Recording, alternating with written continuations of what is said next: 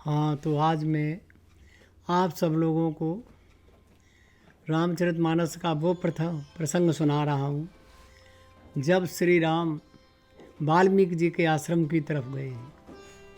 इससे पहले मैं कथा प्रारंभ करूँ, आप सभी को मेरा कोटि कोटि नमस्कार, नमन। और यहाँ पर एक बात बताना बड़ा आवश्यक है कि भरद्वाज ऋषि के आश्रम से जैसे ही प्रभु वन में आगे चल दिए तो जितने नर नारी रास्ते में मिलते थे सब उन्हें देखते रह जाते थे। बहुत से लोग बराबर आके कहते थे, अरे देखो कोई जा रहे हैं, ये राजा दशरथ के पुत्र जा रहे हैं, कितने सुंदर हैं। इनके साथ एक सीता नाम की स्त्री है, देखो ये इनकी रानी है, देखो इनका एक छोटा भाई है, अनुपम सुंदर हैं, ऐसी शोभा कभी देखी नहीं और नहीं सुनी है। चलो बड़ा अच्छा हुआ कि आज हम लोगों को इनके दर्शन हो गए। ऐसा कहते हुए सुनते हुए सब भगवान राम अपने मार्ग पर चलते जा रहे हैं। ये सब मेरी समझ में तो त्रेता युग में ही भगवान ने सबसे पहले ऐसा पदार्पण किया है कि जनमानस की यात्रा कर डाली। जहाँ जहाँ ऋषि थे, जहाँ जहाँ मनुष्य, सबको जा कर के पूछा किसी प्रकार का दुख तो नहीं है। उन्होंने स्वयं पृथ्वी पर जा कर के ये जांचा, जगत जननी माता भी साथ थी कि जा कर के ये देखें। स्वयं शेषनाग के अवतार श्री लक्ष्मण भी साथ में थे। उन्होंने जा कर के खुद हकीकत को देखा कि क्या है, कैसे राक्षस यहाँ पर घूम रहे हैं।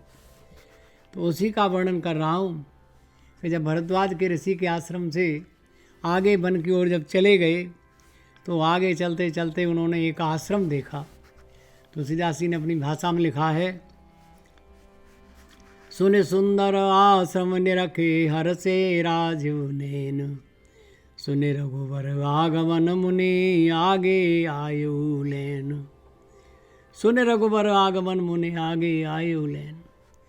जब ऋषिवर ने देखा, वाल्मीकि जी ने, श्री राम हमारी कुटिया की तरफ पधार रहे हैं, तो उन्हें बढ़ कर के उन्हें रिसीव किया, उनको स्वागत किया और उनको अपनी कुटिया पर चलने के लिए निवेदन किया।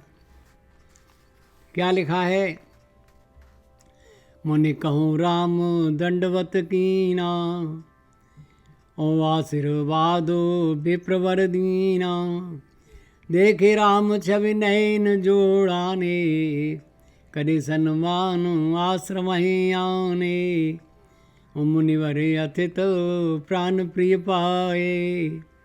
क्या बढ़िया लिखा है कि मुनिवर अतित प्राण प्रिय पाए, कंद मूल फल मधुर मंगाए, सिय सौमित्र राम फल खाए, तब मुनि आश्रम दिए सुहाए, वाल्मीकि मन आनंद भारी, मंगल मूर्ति नयन निहारी, तब कर कमल जोरे रघुराई, ओ भोले वचन श्रवण सुखदाई, तुम त्रिकालदर्शी मुनिनाथ, विश्वभर जिम तुमरे हाथ, अस कहे प्रभु सब कथा बखानी, जय जय भांति दीन बनुरानी।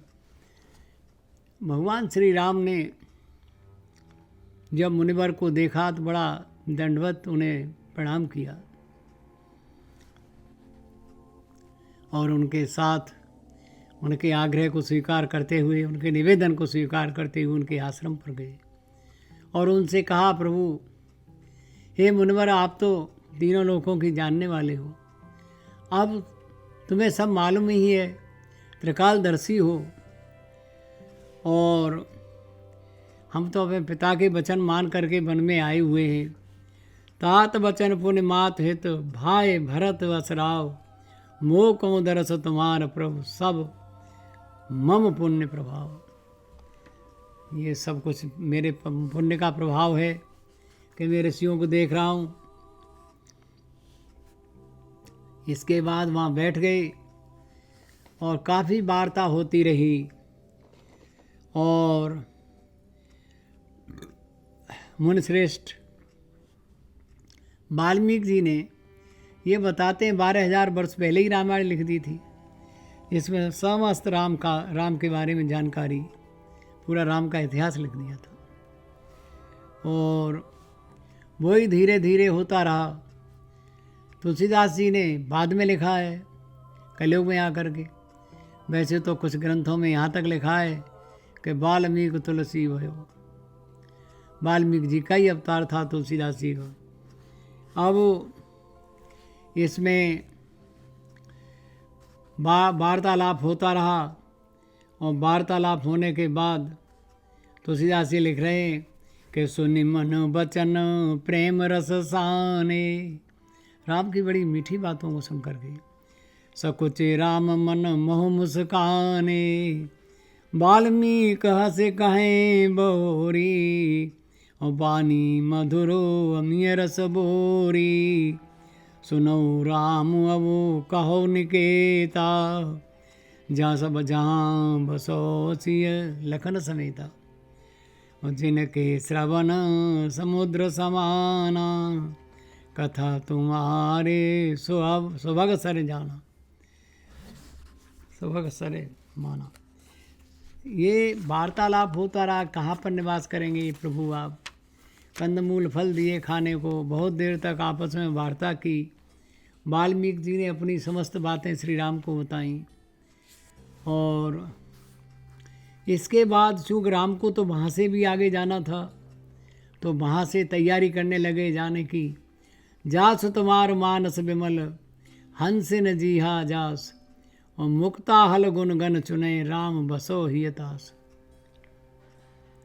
इसके बाद सब कर मांगे एक फल, राम चरण रत हो, तिनके मन मंदिर बसो, सिय रघुनंदन दो।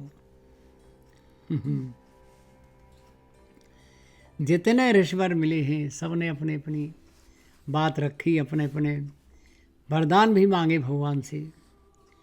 और वरदान मांग करके स्वयं संतुष्ट हुए। भगवान ने देखा कि यहाँ की स्थिति क्या चल रही है, उसके बाद वहाँ से भी चलने की तैयारी करने लगे। और उन्होंने पूछा महाराज कहाँ जाओगे? तो उन्होंने कहा अभी तो वन में आगे चल कर के हमें चित्रकूट के लिए प्रस्थान करना है। ऐसा कह कर के श्री राम वाल्मीकि जी से विदा लेते हुए आगे चल दिए। रास्ता में तमाम नर नारी उन्हें देखने के लिए आतुर भीड़ खड़ी हुई थी। और कोई महिलाएं सीता जी से पूछ रही थी, हे ये आगे जा रहे हैं, ये तुम्हारे कौन हैं?